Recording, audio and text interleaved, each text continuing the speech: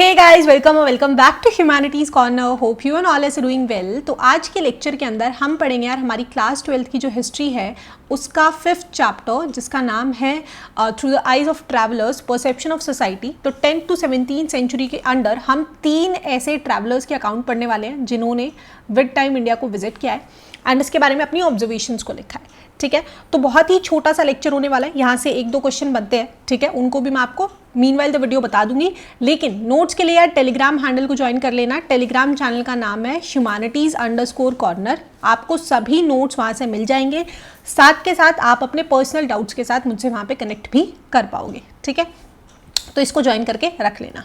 Start करते हैं। तो 3 हमारे जो ट्रैवलर्स हैं उसमें सबसे पहले हमारे अल बरूनी जो उज़्बेकिस्तान से आए थे 11th सेंचुरी के अंदर। ठीक है, second one is Ibn Battuta Morocco से आए थे 14th सेंचुरी के अंदर। And third one is Francois Bernier जो फ्रांस से आए थे लगभग 17th सेंचुरी के अराउंड। सही है, ठीक है। 1 by 1 हम क्या करेंगे, पहले इनका बेसिक इंट्रोडक्शन लेने वाले हैं। ठीक है, जिसमें हम इनका लाइफ देखेंगे कि कहाँ इनका जन्म हुआ, कैसे वो इंडिया आए, है ना। एंड फिर हम डिटेल में पढ़ेंगे कि इनकी क्या ऑब्जर्वेशन है। ठीक है, अगर हम मोटा मोटा डिस्कस करें तो अल बरूनी ने कास्ट सिस्टम के बारे में लिखा है। ठीक है, उसका हमें अकाउंट थोड़ा बहुत पढ़ना है। इब्न बतूता की अगर हम बात करते हैं तो उन्होंने सिटी लाइफ के बारे में लिखा है, स्पेशली दिल्ली को डेडिकेट करके, है ना। एंड तीसरा अगर हम बर्नियर की बात करते हैं तो इन्होंने मुगल एम्पायर का जो क्राउन ओनरशिप थी उसको कहीं ना कहीं क्रिटिसाइज किया है।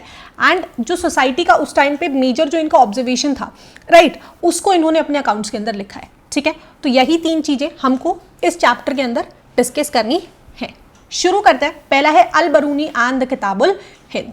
ठीक है, अब अल बरूनी की अगर हम बात करते हैं तो इनका जन्म 1973 के अराउंड उज़्बेकिस्तान के अंदर ख्वाजरिम के अंदर हुआ था, जो आज के टाइम पे हमारा उज़्बेकिस्तान की जगह है। ठीक है, एंड यहाँ पे मेजर सेंटर ऑफ लर्निंग था, मतलब लर्निंग एजुकेशन के टर्म पे ये कंट्री ऑलरेडी बहुत अच्छा कर रही थी। ठीक है, अब क्या होता है, 1017 के अंदर जो सुल्तान मोहम्मद होते हैं गजनी के, वो ख्वाजरिम वाले एरिया को इन्वेड कर लेते हैं, उसके ऊपर हमला बोल देते हैं, वहाँ से बहुत सारे होस्टेजेस को ले जाते हैं अपने कैपिटल में गजनी के अंदर। ठीक है, and Al Biruni was one of them.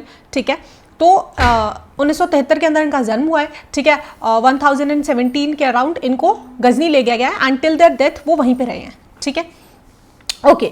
अब इनका जो पूरा टेन्योर था जब ये गजनी के अंदर रहे तो इनके एक बहुत ही मेजर इंटरेस्ट डेवलप हो गया था इंडिया के अंदर, इंडिया एज अ सोसाइटी कैसी है, बिकॉज इनको काफ़ी सारी लैंग्वेजेस आती थी। ठीक है, ये बहुत सारे टेक्स्ट पढ़ना पसंद करते थे, तो इनको बहुत इंटरेस्ट आने लगा। इन्होंने बहुत सारे हमारे इंडियन सबकॉन्टिनेंट के ऐसे टेक्स्ट पढ़े, है ना, एंड फिर इन्होंने इंडिया को विजिट भी किया, राइट।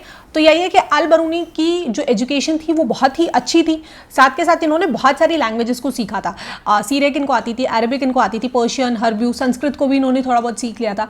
ठीक है, तो इन्होंने काफ़ी सारी चीज़ों को पढ़ने का इनका इंटरेस्ट था।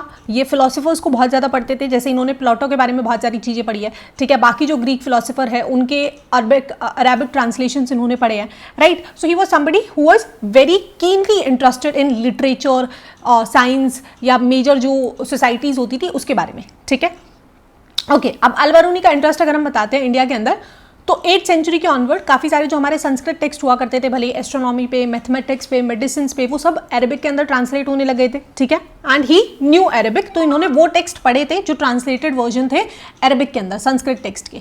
सही है, अच्छा। अब क्या हुआ था, ये जो अब कहाँ पे रह रहे हैं, ये गजनी के अंदर रह रहे हैं। ठीक है, एंड कुछ टाइम बाद जो पंजाब था वो भी गजनविद एम्पायर का पार्ट बन गया था, उन्होंने उसको इन्वेड कर लिया था। तो काफ़ी सारा जो टाइम था अल बरूनी ने इंडियन सबकॉन्टिनेंट के अंदर बिताया था, बहुत सारे ब्राह्मण प्रेस्ट और स्कॉलर्स के साथ इन्होंने इस टेन्योर के अंदर इंटरैक्ट किया था। उसके बाद इन्होंने उनसे काफ़ी सारी संस्कृत सीखी, बहुत सारे इनके रिलीजियस टेक्स्ट को पढ़ा, हमारे फिलोसफिकल टेक्स्ट को पढ़ा इस पीरियड के टाइम पे।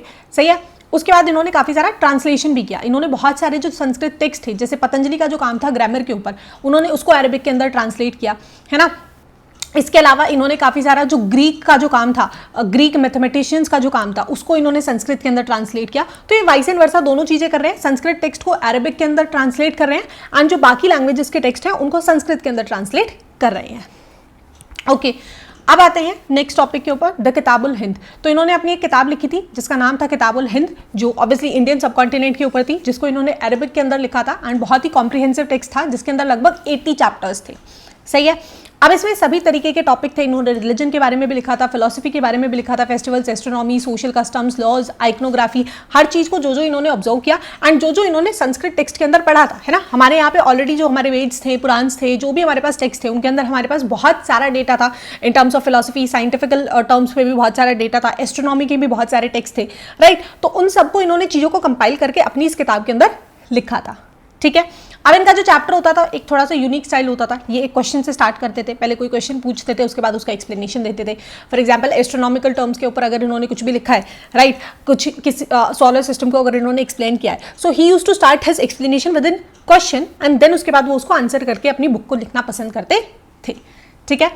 ओके, अब अल बरूनी जो थे उन्होंने धीरे धीरे संस्कृत सीखी, साथ में पाली भी सीखी और प्राकृत को भी सीखा एंड अब ये जो टेक्स्ट थे जो संस्कृत में या पाली में या प्राकृत में लिखे हुए थे उनको उन्होंने अरबिक के अंदर ट्रांसलेट किया, सही है।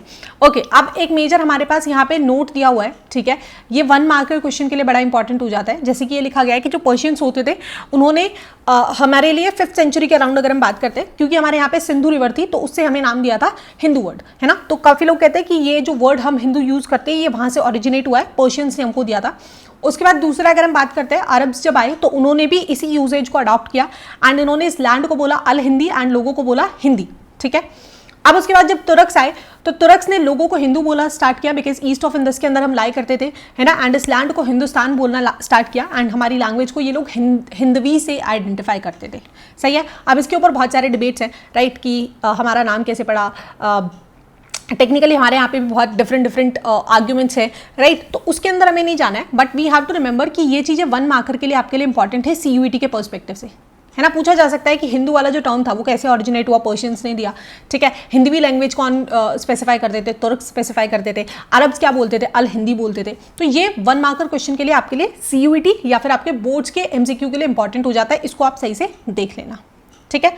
ओके, तो हमने अल बरूनी के बारे में पढ़ लिया। अल बरूनी वॉज अ हॉस्टेज जो गजनी आ गए थे एंड उसके बाद गजनवी जो एम्पायर था उन्होंने पंजाब को ऑक्यूपाई कर लिया था, इन्वेड कर लिया था एंड धीरे धीरे इनका इंटरेक्शन हुआ इंडियन सबकॉन्टिनेंट से। इन्होंने बहुत सारे टेक्स्ट को पढ़ा, उनको ट्रांसलेट किया, ठीक है। तो इनका एक बहुत अच्छा इंटरेस्ट यहाँ पे बन चुका है।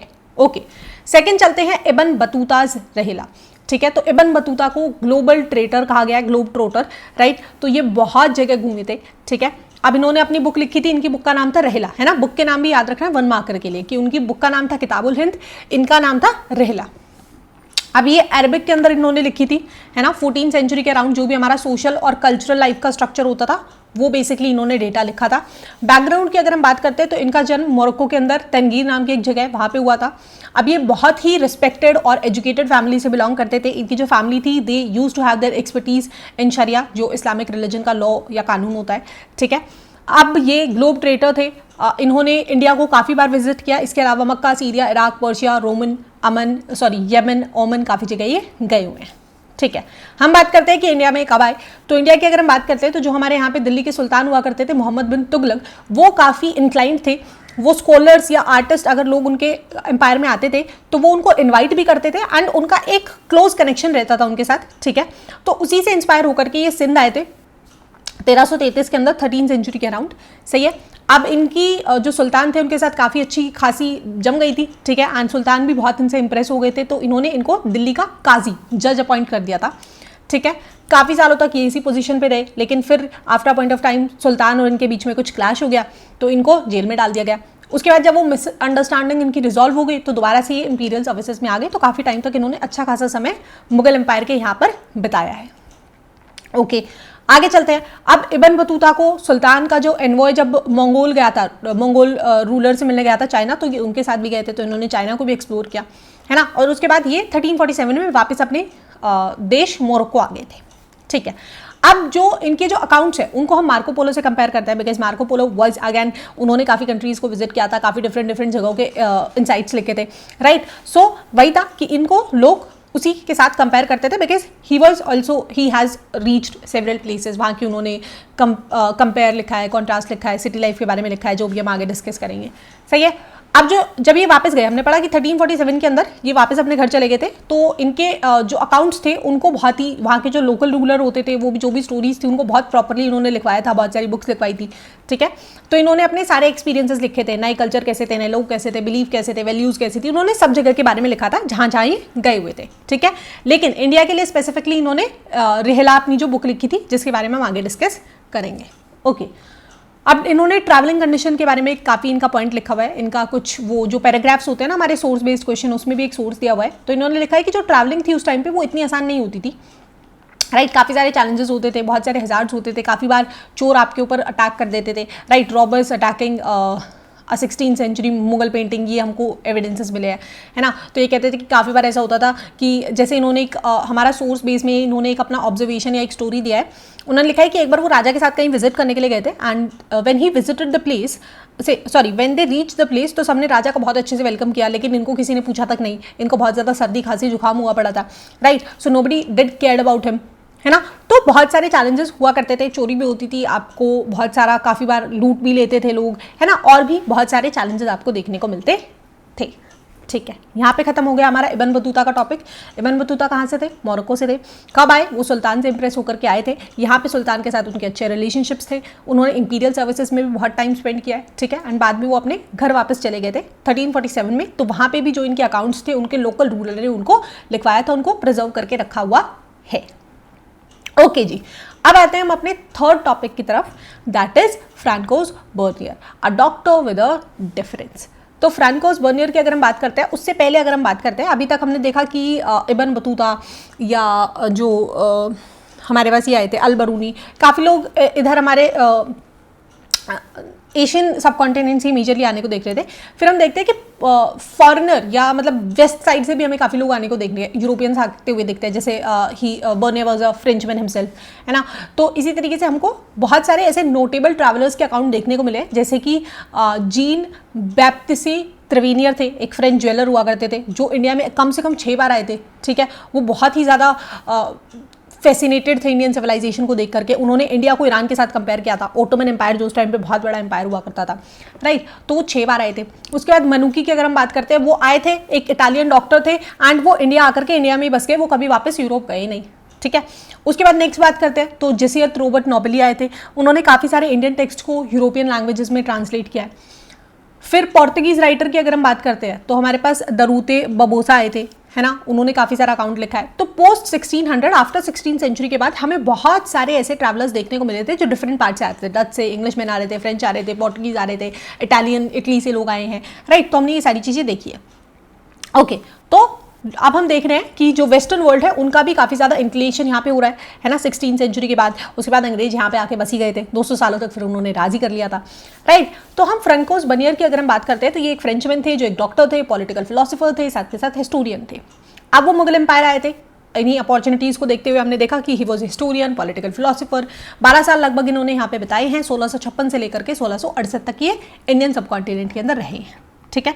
अब ये डॉक्टर थे, तो ये एज अ फिजिशियन आए थे, जो दारा सुखो थे, है ना, जो औरंगजेब के भाई हुआ करते थे, जिन्होंने उनका मर्डर कर दिया था, राइट। हाँ, दारा सुखो के बारे में बहुत सारी स्टोरीज हैं मुगल एम्पायर की अगर हम बात करते हैं। तो ये उनके फिजिशियन बन करके आए थे, जो शाहजहाँ के जो बड़े बेटे हुआ करते थे उनके फिजिशियन बन करके आए थे। ओके, तो अब इनका जो मेजर कंसर्न था that was comparing east and west, ठीक है। इन्होंने काफ़ी सारे इंडियन सब कॉन्टिनेंट के अंदर ट्रैवल किया, अपने ऑब्जर्वेशंस को डॉक्यूमेंट किया। इन्होंने इंडियन सब कॉन्टिनेंट को यूरोपियन सब कॉन्टिनेंट के साथ कंपेयर किया, राइट। अब इनके जो काम होते थे, ये बेसिकली क्या करते थे, ये लेटर्स लिखते थे काफ़ी सारे फ्रेंच ऑफिशियल्स को। यहाँ से जब बैठ करके वहाँ के जो मिनिस्टर्स होते थे उनको लिखते थे कि यहाँ तो ऐसा ऐसा चल रहा है ना, मुगल एम्पायर जो है उन्होंने पूरी लैंड को कब्जा रखा है, ये लोगों को दुखी करके रखते हैं, मिडिल क्लास है ही नहीं, लोअर जो क्लास है वो बहुत ही ज़्यादा डिप्रेस्ड है ना। तो यहाँ पे ऐसा ऐसा अकाउंट्स ये लिख करके वहाँ पे इन्फ्लुएंशियल लीडर्स को या फिर मिनिस्टर्स को भेजा करते थे। उन्होंने बताया कि इंडिया की जो सिचुएशन है वो ब्लीक है, राइट, बिल्कुल ख़राब है, इनका फ्यूचर ब्लीक है, राइट। अब ये जो असेसमेंट था ये हमेशा एक्यूरेट नहीं होता था, है ना, काफ़ी बार इन्फ्लुएंशियल भी होता था। हम देख रहे हैं कि 17th सेंचुरी के अराउंड आए हैं, है ना, और ये लेटर्स लिख के भेज रहे हैं कि इंडिया तो बर्बाद है, इंडिया के अंदर कुछ नहीं है। फिर ब्रिटिशर्स क्या लेने आए थे यहाँ, ऑब्वियसली कुछ ना कुछ तो था, कॉलोनी बनाया, यहाँ से बहुत सारा माल वो लेकर के गए, राइट। तो जो एक्सप्लेनेशन है वो हमेशा एक्यूरेट नहीं होते थे। अभी हम देखेंगे कि काफ़ी एक्सप्लेनेशन बहुत ज़्यादा बायस्ड होते थे, खुद का एक पर्सनल ओपिनियन होता था। अब जो एक इंसान है, मैं भी हूँ, मेरा एक खुद का ओपिनियन रहेगा। अब मैं किसी भी सिचुएशन को अगर ऑब्जर्व करूँगी तो वो मैं अपने एक्सपीरियंसेस के बेसिस पे करूँगी। अगर कोई दूसरा इंसान करेगा तो उसके एक्सपीरियंसेस अलग रहेंगे, उसकी ऑब्जर्वेशन अलग रहेगी, ठीक है। तो हमें मेक श्योर करना है, ये चीज़ बहुत सही लिखी गई है कि जो ये अकाउंट्स है ज़रूरी नहीं है कि इन्होंने जो लिखा है वो सच ही लिखा है ना। ये इन्फ्लुएंशियल भी हो सकता था, ये बायस्ड भी हो सकता था, ये इनका एक खुद का पर्सनल एक्सप्लेनेशन भी हो सकता था, और ग्राउंड रियलिटी क्या पता कंप्लीटली डिफरेंट हो, है ना। तो ये पॉइंट हमें याद रखना है। अच्छा, अब जो बर्नियर की राइटिंग थी वो बहुत ही ज़्यादा पॉपुलर हो गई थी, बिकॉज उनका फ्रांस के अंदर काफ़ी अच्छे राइटर ये बन गए थे, एंड काफ़ी सारी पब्लिकेशन इन्होंने पब्लिश की थी, ठीक है। तो पहली पब्लिकेशन इनकी 1606 से 1671 के बीच में पब्लिश हुई थी। इनकी जो राइटिंग्स थी उनको बाद में इंग्लिश, डच, जर्मन और इटालियन के अंदर भी ट्रांसलेट किया गया था, है ना। इनकी जो अकाउंट थे वो इतने ज़्यादा फेमस हो गए थे ये कि इनको 8 बार इनका रीप्रिंट करना पड़ गया था, ठीक है। बहुत सारे टेक्स्ट इनके आ रहे थे। फिर 1684 के अंदर इनको 3 बार इंग्लिश के अंदर रीप्रिंट किया गया था, तो काफ़ी फेमस इनका अकाउंट हो गया था, सही है। तो अभी तक हम पढ़ चुके हैं, क्या हमने पढ़ लिया कि अल बरूनी एज अ होस्टेज आए थे, ठीक है, एंड उनका मेजर हम कास्ट सिस्टम के बारे में डिस्कस करने वाले, जो भी हम आगे डिस्कस करेंगे, ठीक है। Next was Ibn Battuta. Ibn Battuta ने लिखी थी राहिला, RIH, रिहाला है या राहिला, रिहाला है, सॉरी। इन्होंने लिखी थी किताबुल हिंद, ठीक है। एंड बर्नियर की अगर हम बात करते हैं तो जो बर्नियर आए उनको इंडिया कुछ खास पसंद नहीं आया, ठीक है। उन्होंने इसको बिल्कुल ब्लीक बता दिया एंड और बहुत सारी क्रिटिक्स किए, जो भी हम आगे 1 बाय 1 डिस्कस करने वाले हैं। ये था हमारा बेसिक इंट्रोडक्शन। यहाँ से अभी तक आपके 1-2 नंबर के क्वेश्चन बन सकते थे, लेकिन अब जो हम मेजर एक टॉपिक इनका पढ़ने वाले हैं वहाँ से हमारे 4 या 6 नंबर में क्वेश्चन बनते हैं, ठीक है। स्टार्ट करते हैं making sense of a alien world. Al Biruni की अगर हम बात करते हैं, इनकी क्या ऑब्जर्वेशन रही है। तो सबसे पहले तो इन्होंने बहुत सारे बैरियर्स बताए, है ना, कि क्या थे। जब ये आए तो फॉरेन कल्चर को समझने में ऑब्वियसली अगर आप किसी दूसरे शहर जाते हो, किसी दूसरी कंट्री जाते हो, तो उनके कल्चर के अंदर सिंक इन होने में आपको टाइम लगता है, राइट। अब जो संस्कृत थी वो काफ़ी डिफरेंट थी अरबिक से या पर्शियन से, तो उन्हें संस्कृत सीखने में भी बहुत सारी डिफिकल्टीज आई, है ना। तो लिंग्विस्टिक डिफरेंसेस होने की वजह से बहुत सारे चैलेंजेस इनको देखने को मिले, है ना। अब अल बरूनी का यही हमारा मेन क्वेश्चन बनता है कि अल बरूनी का क्या डिस्क्रिप्शन रहा कास्ट सिस्टम के ऊपर, ठीक है। इन्होंने कहा कि ऐसा नहीं है कि इंडिया का कास्ट सिस्टम बहुत यूनिक है, ये बहुत पैरेलल है ना। उस टाइम तक हर कंट्री के अंदर एक कास्ट सिस्टम एग्जिस्ट करता था। तो इन्होंने कंपेयर किया कि जो हमारा पर्शिया है उसमें भी तो यही डिफरेंस है ना, कि ऊपर सबसे ऊपर नाइट या प्रिंसेस होते हैं, नीचे मंक्स या प्रेस्ट या लॉयर्स होते हैं, फिर फिजिशियंस होते हैं, फिर साइंटिस्ट होते हैं, फिर पीजेंट्स या आर्टिसंस होते हैं, है ना। हमने क्लास 10th के अंदर पढ़ाई कि फ्रेंच रेवोल्यूशन के अंदर भी 3 ऑर्डर्स होते थे, ऊपर आपके नोबल्स होते थे, फिर नीचे आपके क्या बोलते हैं, ऊपर आपके चर्चेज वाले होते थे, सॉरी, है ना, जो भी आपके प्रेस्ट वगैरह होते थे, ऊपर आपका चर्च होता था, फिर नीचे आपका नोबल होता था और उसके नीचे आपके फार्मर्स होते थे। तो ये जो डिवीजन था, ये जो कैटेगरी डिवीजन था ना, वही जो आज के टाइम पे हम बोलते हैं अपर लोअर मिडिल क्लास, ये हमेशा से हर कंट्री के अंदर एग्जिस्ट करता था, ठीक है। तो इन्होंने कहा कि ये जो सोशल डिवीजन है ये कोई अलग बात नहीं है, कोई विचित्र कहानी नहीं है कि इंडिया के अंदर तो कुछ अलग ही हो रहा है, राइट। तो ये सब जगह देखने को मिलता था। उसके बाद ये लिखते हैं कि इन्होंने पॉइंट आउट किया कि भैया इस्लाम में ऐसा नहीं है, इस्लाम के अंदर सभी लोगों को इक्वल माना जाता है, ठीक है। अभी हम पीछे पढ़ के आए कि जरूरी नहीं है कि जो इन्होंने लिख दिया वो सत्य है, राइट। जो इन्होंने लिख दिया वो एक्यूरेट है, क्योंकि हमको पता है कि इस्लाम के अंदर भी बहुत सारे डिविजन्स है, सिया है, सुन्नी है, अहमदिया है ना। सिया और सुन्नी की बहुत मेजर राइवलरी कन्फ्लिक्ट बहुत पहले से चलती आ रही है, कोई नई चीज़ भी नहीं है, राइट। सो अगेन ये जो ओपिनियंस हो सकते थे, हमने पढ़ा था कि ये इन्फ्लुएंशियल भी हो सकते थे, बायस्ड भी हो सकते थे और गलत भी हो सकते थे, राइट। सो ये हमारा पॉइंट यहाँ पे क्लियर हो गया। बट बेसिक इनका यही था कि अल बरूनी ने कास्ट सिस्टम को डिस्क्राइब किया है। अब इन्होंने काफ़ी सारे संस्कृत टेक्स्ट को एनालाइज किया था, ठीक है। तो उसमें यही लिखा गया था कि जो संस्कृत टेक्स्ट है उसके अंदर ब्राह्मणास का पर्सपेक्टिव हमें देखने को ज़्यादा मिलता है, लेकिन हमें देखने को मिलता है जो ब्राह्मणास के अकॉर्डिंग जो भी हमको स्ट्रक्चर पढ़ाया जाता था या जो भी पुराने टेक्स्ट के अंदर होता था कि क्षत्रिय थे, उसके बाद आपका क्षत्रिय थे, फिर ब्राह्मण्स थे, एंड फिर आपका ये वैश्य और शूद्र होता था, राइट। तो वो कहते थे कि ज़रूरी नहीं था कि हर टेक्स्ट के अंदर, इन्होंने खुद लिखा है ये, कि रियल लाइफ के अंदर फ्लेक्सिबिलिटी हमें देखने को मिलती थी। कास्ट सिस्टम कुछ रिजिड नहीं था कि जैसा टेक्स्ट के अंदर लिखा हुआ है, बहुत सारे टेक्स्ट थे, अब किसी टेक्स्ट को किसी ने लिखा है, किसी टेक्स्ट को किसी ने लिखा है ना। तो ऐसा नहीं था कि रिजिड था, सब कुछ ऐसे ही चल रहा था, ऑन ग्राउंड फ्लेक्सिबिलिटी थी। दूसरा, ये जो कास्ट सिस्टम था ये कुछ डिफरेंट नहीं था, ये उस टाइम पे मैक्सिमम कंट्रीज के अंदर एग्जिस्ट करता था। ये इनकी मेजर ऑब्जर्वेशन रही है, आपको इसी तरीके से आंसर फ्रेम करके लिखना है।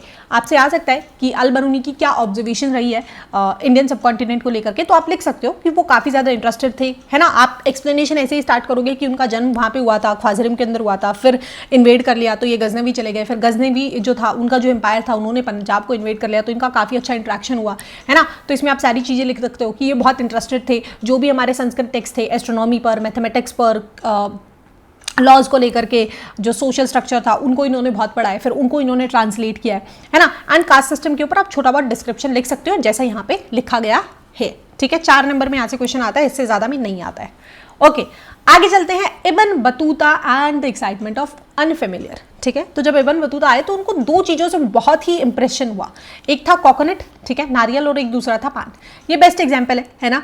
ये कुछ ऐसी विचित्र चीज़ें थी जिनको ये नहीं समझ पाते थे। इन्होंने कंपेयर किया कि जो पान है वो एक पत्ता सा होता है बेटल शेप का, उसके अंदर वो कुछ मसाला डालते हैं, उसको रैप अप करते हैं और फिर उसको खाने के लिए देते थे, जो एक्चुअली में बहुत टेस्टी लगता है, ठीक है। जब इन्होंने कोकोनट को देखा तो इन्होंने कहा कि ये तो एक इंसान का जो स्कल होता है, हेड होता है, उसके जैसा दिखने को मिलता है, खोपड़ी जैसा है, फिर इसको खोलते हैं तो अंदर से इसके अंदर से हमारा कोकोनट निकल करके आता है, बाहर इसके शेल्स होते हैं, उन छिलकों को ये छीलते हैं, ठीक है।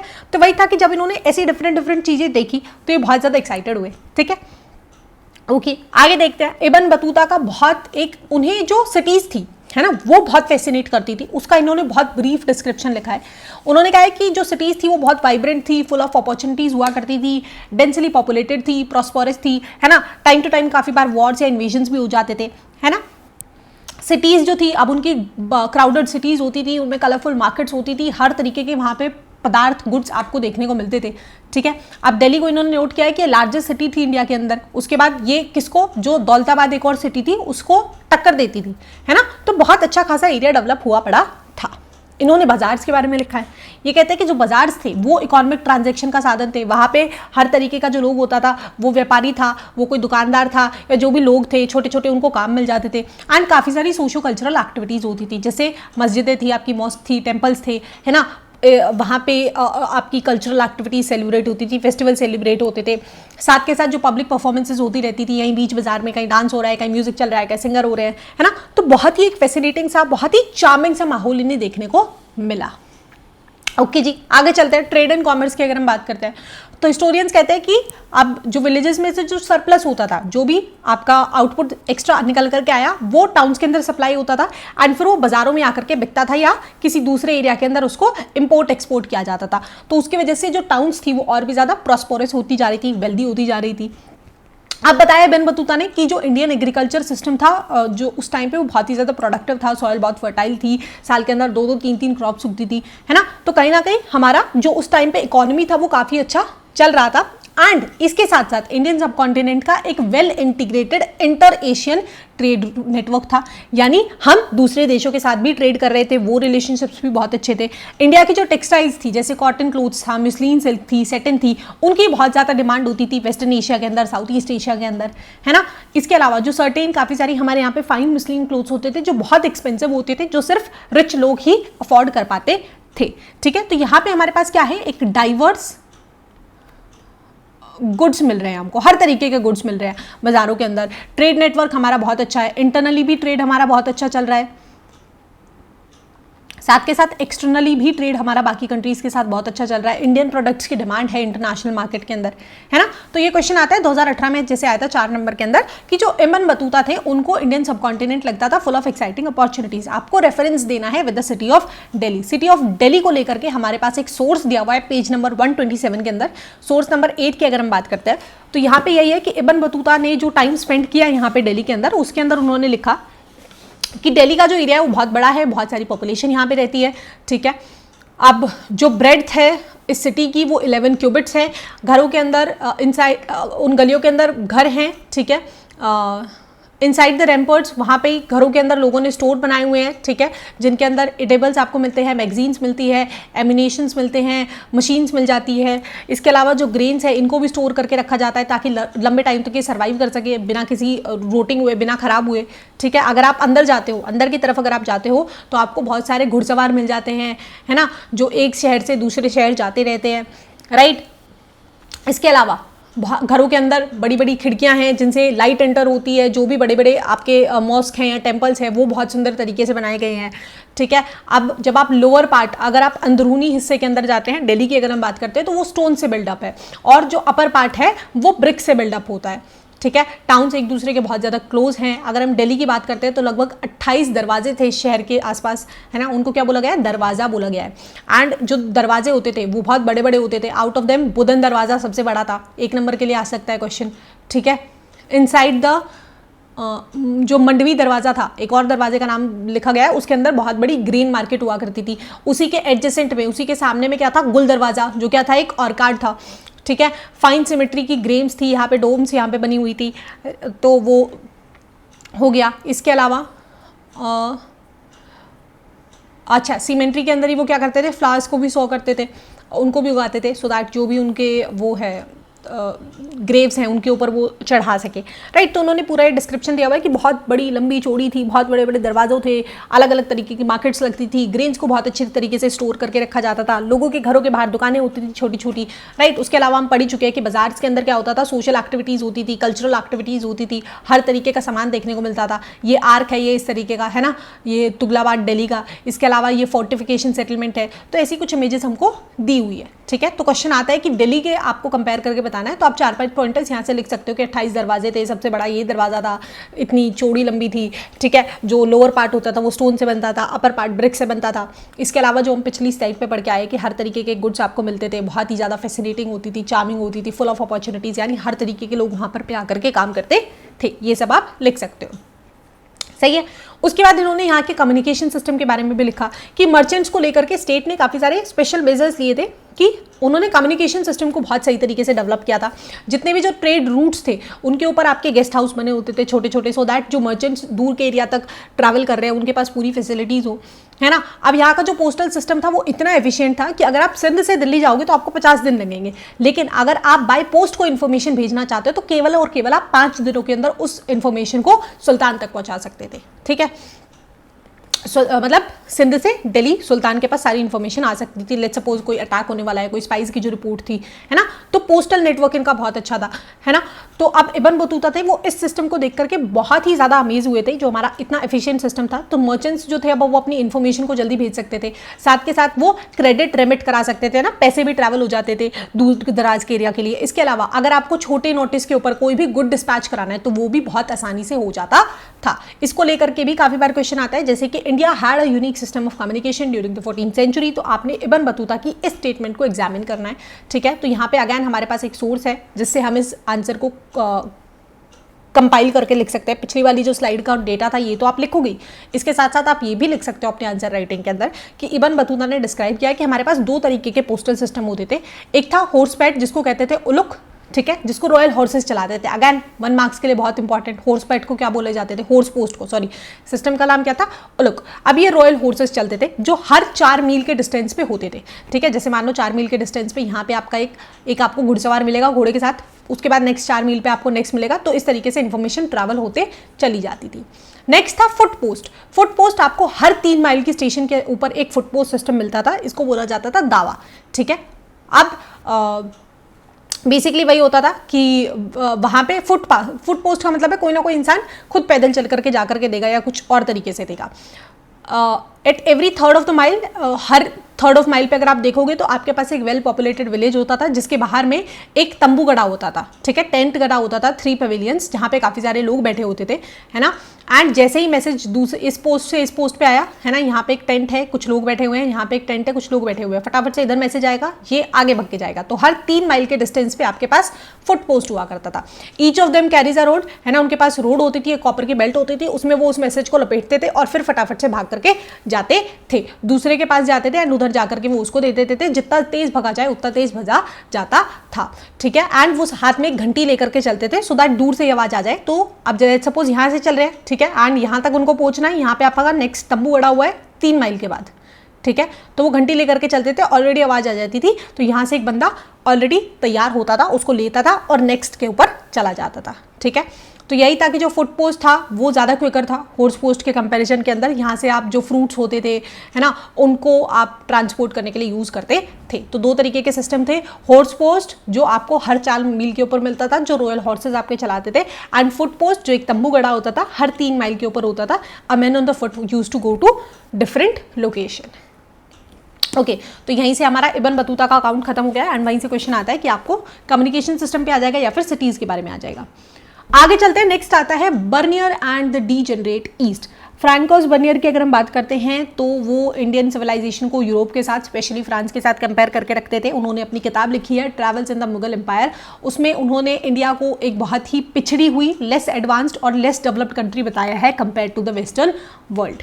ठीक है, अब हम इनकी क्रिटिक देख लेते हैं। इन्होंने लैंड ऑनरशिप जो थी मुगल एम्पायर की उसको बहुत ज़्यादा क्रिटिसाइज किया है। उन्होंने कहा है कि क्राउन ओनरशिप होती थी, यानी मुगल एम्पायर जो होता था वो सभी चीज़ों को ऑन करता था, लैंड हो गया तो, रिसोर्सेज हो गया तो, ठीक है। वो कहते थे कि इनहेरिटेंस नहीं होती, कि जो लैंड लॉर्ड्स भी होते थे वो अपने बच्चों को वो लैंड पास ऑन नहीं कर सकते थे, अगेन वो भी मुगल एम्पायर के थ्रू ही ओन्ड होती थी। ठीक है, ओके। अब जो लैंड लॉर्ड्स होते थे, अब प्राइवेट प्रॉपर्टी का कॉन्सेप्ट नहीं था, वही हो गया, है ना, सोशलिज्म वाला कॉन्सेप्ट हो गया कि स्टेट ओन्ड लैंड।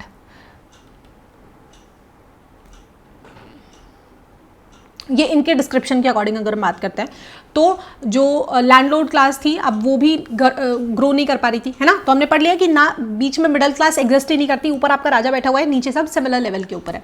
तो कहीं ना कहीं अब लैंडलॉर्ड के पास क्योंकि खुद की ज़मीन होती नहीं थी, वो उसी की ज़मीन पे काम करता था, तो ज़्यादा वो अच्छे से काम भी नहीं करते थे, तो एग्रीकल्चर प्रोडक्टिविटी भी इतनी कुछ खास इंप्रूव नहीं हो रही थी। ठीक है, अब नेगेटिव कॉन्सिक्वेंसेज यही थे कि आपकी एग्रीकल्चर रूइन होती जा रही है, साथ के साथ आप पीजेंट्स को बहुत ज़्यादा ऑपरेस कर रहे हैं, एक तो उनसे काम कराते हैं, साथ के साथ उनके ऊपर टैक्स भी इम्पोज करते हैं, राइट। तो ये एक बहुत मेजर इशू हो गया था। अब धीरे धीरे जो लोगों का जो लिविंग स्टैंडर्ड था वो और भी ज़्यादा डिक्लाइन होता जा रहा था। अब बर्नियर का डिस्क्रिप्शन अगर हम देखते हैं ओवरऑल इंडियन सोसाइटी के ऊपर, तो उन्होंने डिस्क्राइब किया है कि जो इंडियन सोसाइटी थी उसके अंदर बहुत मेजर जो पॉपुलेशन थी that was poor, oppressed people, and जो रिच या पावरफुल लाइट थी वो काफ़ी कम मात्रा के अंदर अवेलेबल थी, मतलब पॉपुलेशन काफ़ी कम लोग थे जिनके पास वेल्थ थी। ठीक है, एंड कोई भी मिडिल क्लास नहीं थी, ये क्लेम करते हैं। अब नेगेटिव व्यू यही था कि जो वो डिस्क्राइब करते हैं Mughal kings as the ruler of beggars and barbarians, right. ये एक नंबर में आ सकता है कि किसने डिस्क्राइब किया, इन्होंने डिस्क्राइब किया, बर्नियर ने। ओके, अब इन्होंने सिटीज़ को बहुत ही ज़्यादा ख़राब और पॉल्यूटेड इन्होंने सिग्निफाई किया है। ठीक है, अब इन्होंने डिस्क्राइब किया है कि जो फील्ड्स हैं वो ओवरग्रोन हैं, है ना। वही है कि एग्रीकल्चर उतनी कुछ खास अच्छी हो नहीं रही है, बिकॉज कोई भी लैंड को लेकर के राइट्स लोगों के पास नहीं है, प्राइवेट प्रॉपर्टी का कॉन्सेप्ट नहीं है। ठीक है, अब ये एक डिबेट रहता है। अब काफ़ी लोग कहते हैं कि जो बर्नियर का डिस्क्रिप्शन है वो बिल्कुल गलत है। इसके काउंटर में काफ़ी लोग कहते हैं कि जो अबुल फजल हुआ करते थे, बहुत सारे मुगल ऐसे रूलर्स होते थे जो अपने खुद के अकाउंट्स लिखवाते थे। इसके अलावा और भी बहुत लोग एग्जिस्ट करते थे उस टाइम पे जिन्होंने काफ़ी अकाउंट्स लिखे हैं। तो वो अकाउंट्स हमें ये सजेशन नहीं देते किसी भी तरीके से कि जो सोल ओनर थी लैंड की वो मुगल्स ही होते थे। एंड हमारे पास ऑलरेडी बहुत सारे एविडेंसेस हैं, हम काफ़ी टाइम तक पढ़ते भी आए हैं कि मुगल लैंड को ओन करते थे, लेकिन लैंड ओनर्स के पास भी काफ़ी सारी लैंड होती थी, है ना। ऑब्वियसली जो नीचे वाला तबका था, जो पीजेंट्स थे या फार्मर्स थे, दे वर ऑपरेस्ड, ये स्टेटमेंट बिल्कुल सही है। लेकिन बाकी जो काउंटर स्टेटमेंट्स हैं कि प्राइवेट प्रॉपर्टी का यहाँ पे कॉन्सेप्ट ही नहीं था, तो काफ़ी लोग इसको डिक्लाइन करते हैं कि बर्नियर का जो ये क्लेम है ये बिल्कुल गलत है। ठीक है, इसके अलावा लैंड रेवेन्यू को इन्होंने बहुत ज़्यादा क्रिटिसाइज़ किया था बर्नियर ने कि पीजेंट से एक तो ये काम कराते हैं, फिर इनसे लैंड रेवेन्यू भी लेते हैं, है ना। तो इसको भी लोगों ने काउंटर स्टेटमेंट में इसको जस्टिफाई करके ये कहा था कि जो लैंड रेवेन्यू लेते हैं वो उनकी सिक्योरिटी लेते हैं, वो रेन्यूमरेशन लेते हैं सॉर्जिनिटी का, यानी सिक्योरिटी के तौर पर लेते हैं, है ना। एंड ये कहते हैं कि यूरोपियन ट्रैवलर्स ने इस कॉन्सेप्ट को मिसअंडरस्टूड कर दिया एंड इसीलिए उन्होंने ये सारी चीज़ें लिख दी है। ठीक है, बट वही है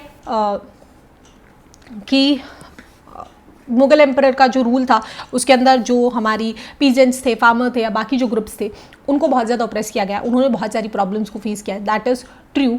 ठीक है, एनीवेज आगे चलते हैं। Influence of Bernier description western theories. अब बर्नियर से इन्फ्लुएंस होकर और भी बहुत सारे जो थ्योरिस्ट थे वो इंडिया आए, उन्होंने इनके ऊपर अकाउंट्स लिखे। जैसे हमारे पास आता है कि मॉन्टेसिक की अगर हम बात करते हैं, इन्होंने ओरिएंटल डेस्पोटिज्म का कॉन्सेप्ट दिया था। ये 1 मार्कर के अंदर आते हैं आपके पिछले सालों से जो बोर्ड्स के अंदर क्वेश्चन आ रहे हैं, तो उसमें पूछा जाता है कि who give the concept of oriental despotism. 3-4 option दे देंगे तो आपको याद रखना है कि मॉन्टेसिक ने दिया था।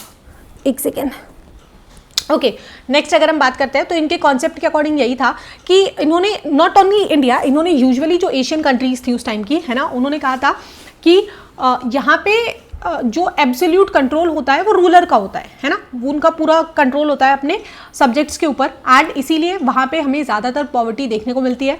इस कॉन्सेप्ट के अकॉर्डिंग ये कहते हैं कि जो राजा होता है, रूलर होता है, वही सोल ऑनर होता है सारी लैंड का, सारी बिलोंगिंग का। प्राइवेट प्रॉपर्टी का कॉन्सेप्ट यहाँ पे नहीं होता है।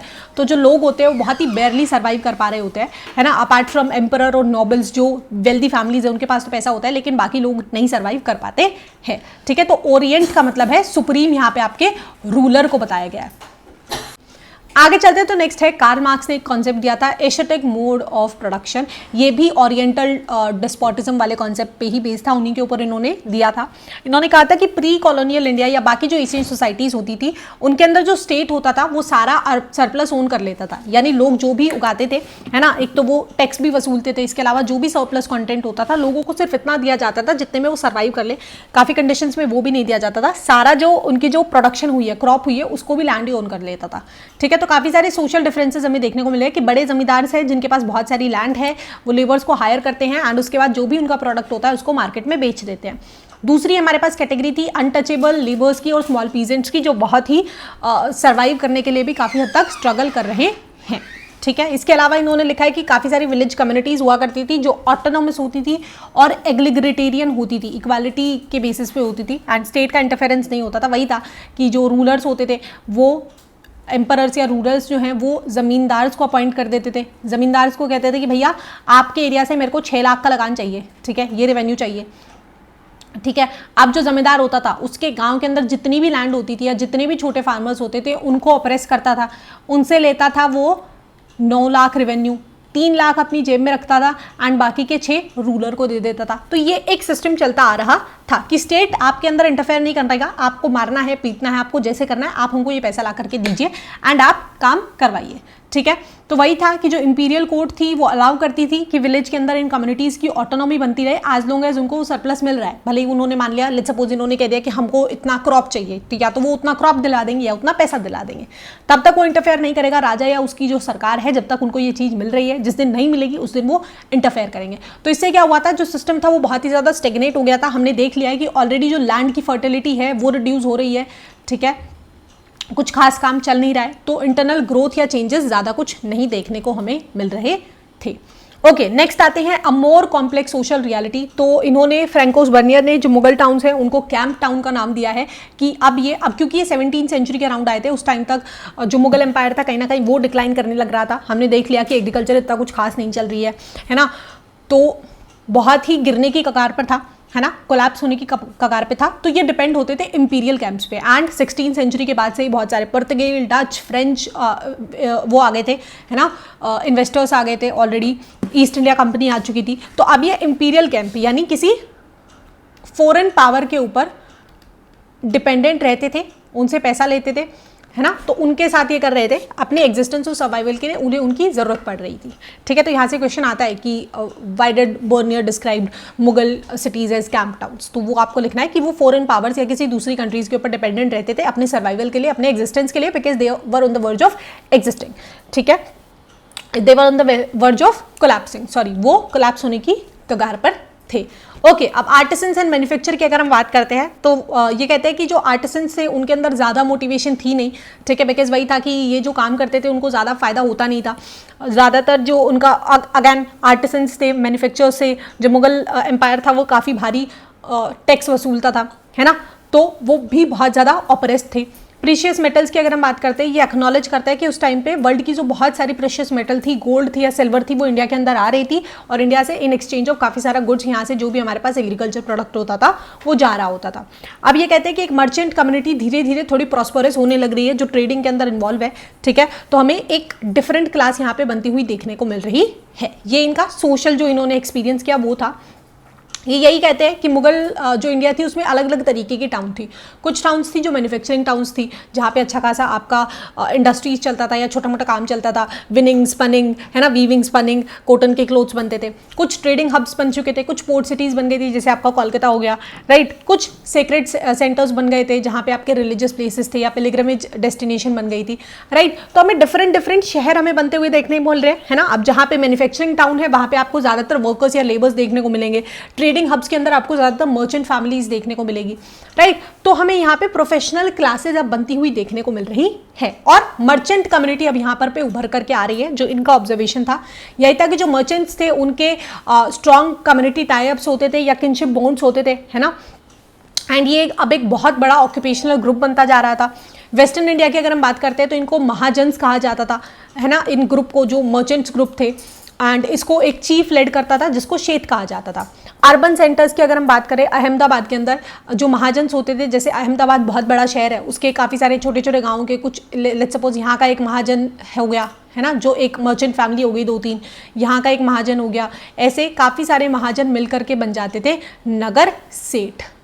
ठीक है, ये सेठ था, मैंने यहाँ पे सेठ बोल दिया, सॉरी, ये सेठ था। जो हेड होता था महाजन का उसको क्या बोलते थे, सेठ साहब, है ना, सेठ हो गए, तो ये बन गए नगर सेठ।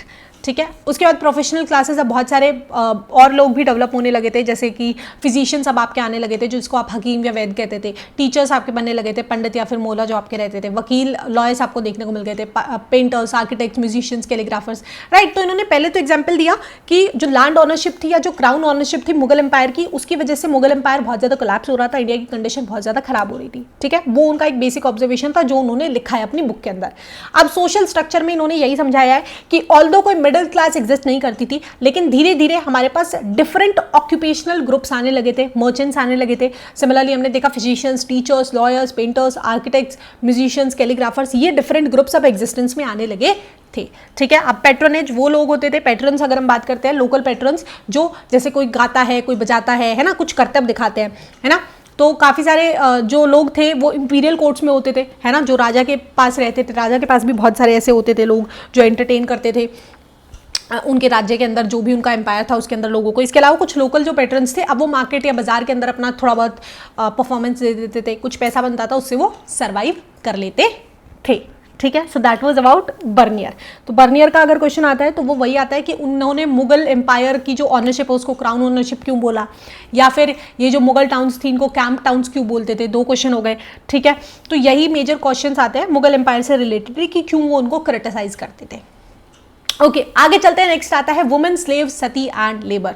ठीक है, अब हमें वुमेन को लेकर के काफ़ी सारे अकाउंट्स इनके देखने को मिले हैं, इन्होंने लिखे हैं, इब्न बतूता ने भी लिखा है, अल बरूनी ने भी लिखा है। अगर हम इब्न बतूता की बात करते हैं तो इब्न बतूता जब सिंध आए थे, है ना, राजा के पास, तो वो बहुत सारे हॉर्सेस लेकर के आए थे, कैमल्स लेकर के आए थे और बहुत सारे स्लेव्स को लेकर के आए थे गिफ्ट में। ठीक है, सो जो अकाउंट लिख रहे हैं वो इन चीज़ को खुद ही प्रमोट कर रहे हैं। व्हेन ही विजिटेड सुल्तान मोहम्मद बिन तुगलक, जो वो उनसे इंस्पायर होकर के आए थे, तो वो बहुत सारे स्लेव्स को उनको गिफ्ट देने के लिए लेकर के आए थे। ठीक है, अब जब वो मुल्तान में गए थे तो उन्होंने वहां मुल्तान के गवर्नर को भी बहुत सारे स्लेव्स गिफ्ट में दिए थे, हॉर्स गिफ्ट में दिए थे, right. So he himself is promoting it.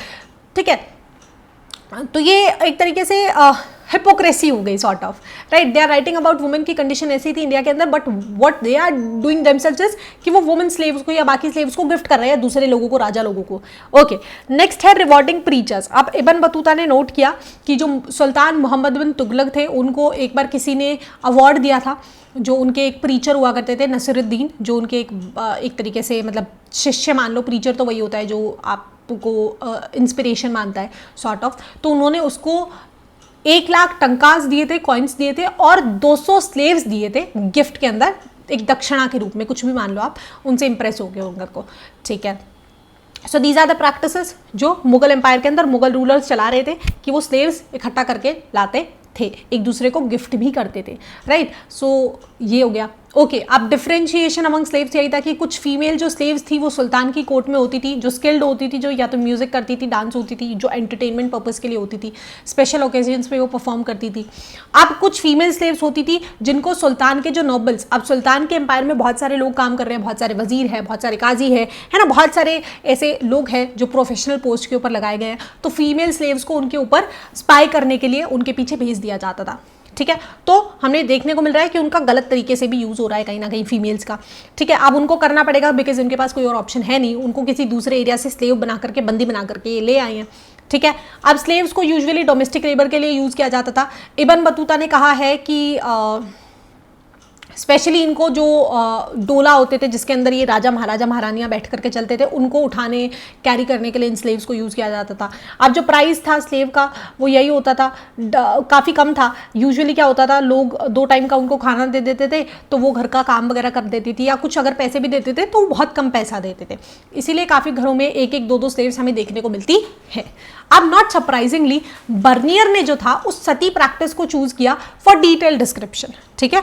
Okay, उन्होंने नोटिस किया कि कुछ जो वुमेन है वो डेथ को चेयरफुली एम्ब्रेस कर रही है एंड काफियों को फोर्स किया जा रहा है सती प्रैक्टिस को लेने के लिए। अच्छा, sati was a part of Indian subcontinent, yes we agree कि अच्छा ऐसा होता था, but it is not something which is written in our religion, it is not something which is written in our inscriptions. जिस तरीके से हमको पढ़ाया जाता है कि अच्छा इंडियन जो हमारा कल्चर था उसमें वुमेंस की रिस्पेक्ट नहीं होती थी, तो हमारे पास बहुत सारे एग्जांपल्स हैं जिसके अंदर हमारे पास वुमेंस महारानियाँ रही है। अदरवाइज अगर हम बाकी सिविलाइजेशन से कंपेयर करते हैं तो वहाँ पे फीमेल रूलर्स हमें नहीं देखने को मिली है, बहुत रेयरली कोई 1-2 फीमेल रूलर्स आई है। लेकिन हमारे यहाँ पर जो फीमेल जो होती थी हमें बहुत सारी महारानियाँ देखने को मिली है, right. And sati was something that existed, yes we agree to that. लेकिन ये हुआ था जब अरब इन्वेजन्स होने लगे थे, अरब इन्वेजन्स, नॉट ओनली सती, है ना। वी हैव एग्जाम्पल ऑफ रानी पद्मावती जिन्होंने जौहर किया था, राइट, बिकॉज अरब्स उनके ऊपर इन्वेड करना चाह रहे थे, राइट। सो काफ़ी ऐसी प्रैक्टिसेस एग्जिस्टेंस में आई, अब दैट टू बिकॉज कि दूसरे इन्वेडर्स आकर के यहाँ से फीमेल कैंडिडेट्स को उठा करके ले जाते थे, ठीक है। अब मैं सती को यहाँ पे जस्टिफाई नहीं कर रही हूँ, obviously it is a wrong practice, it had been practice in India, but हम ये नहीं कह सकते कि हमारे रिलीजन इस चीज़ को प्रमोट करता है, नहीं, वो बिल्कुल प्रमोट नहीं करता है। हमारे रिलीजन के अंदर, हमारे कल्चर के अंदर वुमेन्स को एक डिफरेंट दर्जा दिया जाता था, ऊपर का सम्मान दिया जाता था, एंड अभी भी वो दिया जाता है, ठीक है। तो इस पॉइंट से हम अग्री करते हैं। तो वही था कि बर्नियर ने सती की प्रैक्टिस को चूज़ किया एंड उन्होंने उसके बारे में लिखा है। लेकिन वुमेन्स की जो लाइफ थी वो इस प्रैक्टिस के बियॉन्ड भी एग्जिस्ट करती थी। जो लेबर था उनका वो बहुत एसेंशियल था आपका एग्रीकल्चर और नॉन एग्रीकल्चर वर्क के अंदर। तो हम देख रहे हैं कि इकोनॉमी के अंदर उनका बहुत मेजर रूल है, राइट, कि वुमेन्स का पार्टिसिपेशन बहुत मैटर करता है। जो वुमेन्स थी मर्चेंट फैमिलीज से, राइट, वो कमर्शियल एक्टिविटीज़ के अंदर एंगेज होती थी, है ना। ऑफन वो कोर्ट्स के अंदर भी जब उनके डिस्प्यूट्स होते थे उनको सेटल डाउन कराने के लिए वहाँ पर भी आती थी। तो ये सजेस्ट करते हैं कि जो वुमेन की लाइफ थी वो सिर्फ उनके घर तक कन्फाइंड नहीं थी, हर जो सेक्टर था, भले ही आपका वो एग्रीकल्चर है तो उसमें आपको उनकी लेबर की जरूरत चाहिए, नॉन एग्रीकल्चर सेक्टर हो गया उसमें भी आपको वुमेन का रोल यहाँ पे बनता हुआ देखने को मिलता है। तो अगेन वही पॉइंट आ जाता है कि जरूरी नहीं है जो भी पॉइंटर्स या जो भी डेटा इन्होंने लिखा है वो बिल्कुल सही है, ये इनकी ऑब्जर्वेशन थी। ऑब्जर्वेशन अब आपकी बायस्ड भी हो सकती है एंड इन्फ्लुएंशियल भी हो सकती है, ठीक है। जैसे अगर हम बर्नियर का डिस्क्रिप्शन ले तो इन्होंने बात बात पर इंडिया को क्रिटिसाइज किया है, लेकिन उसके बाद भी बहुत सारे फ्रेंचमैन और बहुत सारे इंग्लिशमैन इंडिया आए हैं। हमने एग्जाम्पल देखे हैं कि एक इटालियन डॉक्टर आए थे जो यहाँ पर आ गए और उसके बाद कभी यूरोप वापस ही नहीं गए, राइट। तो ऐसे अकाउंट्स भी हमें देखने को मिले है। अब हमने यही ऑब्जर्व किया है कि इनके जो अकाउंट्स होते थे इनसे हमें काफ़ी सारे इंसाइट्स मिलते थे, लेकिन इनकी ऑब्जर्वेशन इन्फ्लुएंस्ड भी होती थी। काफ़ी टॉपिक्स ऐसे होते थे जो ये जानबूझ के अपने अकाउंट्स के अंदर लिखते थे और गलत इन्फॉर्मेशन भी लिखा करते थे। एडिशनली हमें काफ़ी सारे सोशल लाइफ के एस्पेक्ट के बारे में देखने को मिला है। तो यहाँ पे हमारा चैप्टर खत्म होता है। इस चैप्टर में मेन हमारे 3 कैंडिडेट्स थे। इब्न बतूता, इब्न बतूता ने हमने पढ़ लिया कि काफ़ी सारे टेक्स्ट को उन्होंने ट्रांसलेट किया। एक उनका लिटरेचर वाला पार्ट आप अच्छे से लिख सकते हो, साथ के साथ उनका कास्ट सिस्टम को लेकर के जो ऑब्जर्वेशन थी कि वो कोई यूनिक नहीं थी इंडिया के अंदर, हर कंट्री के अंदर हमें ऐसे पैरेलल्स इंसिडेंट्स देखने को मिले हैं। उसके बाद आते हैं हमारे, सॉरी ये इब्न बतूता नहीं थे, जेन्युइनली सॉरी, ये अल बरूनी थे हमारे फर्स्ट। किताब कौन सी लिखी थी इन्होंने? किताबुल हिंद। ओके, इब्न बतूता की अगर हम बात करते हैं तो इब्न बतूता आए थे हमारे मोरक्को से, ठीक है, एंड इन्होंने हमारे सिटीज़ के डिस्क्रिप्शन को लिखा है, साथ के साथ ट्रांसपोर्ट वाले सिस्टम को लिखा है ना। क्या पढ़ा था हमने? Horse post and foot post, ठीक है, यहाँ से क्वेश्चन बनता है। बर्नियर की अगर हम बात करते हैं तो बर्नियर ने मुगल एम्पायर को क्रिटिसाइज किया है, जहाँ से क्वेश्चन आता है, राइट। एंड इसके अलावा इन्होंने थोड़ा सा सोशल लाइफ के बारे में बताया था। एंड लास्ट में हमने वुमेन स्लेव्स के बारे में थोड़ा बहुत डिस्कस किया था कि उन लोगों की कैसी लाइफ हुआ करती थी, ठीक है। आई होप आपको एक्सप्लेनेशन पसंद आया होगा। वीडियो पसंद आया हो तो चैनल को सब्सक्राइब कर देना, वीडियो को लाइक कर देना, कमेंट कर देना, दोस्तों के साथ शेयर कर देना। So that's all for today, see you in next, bye bye.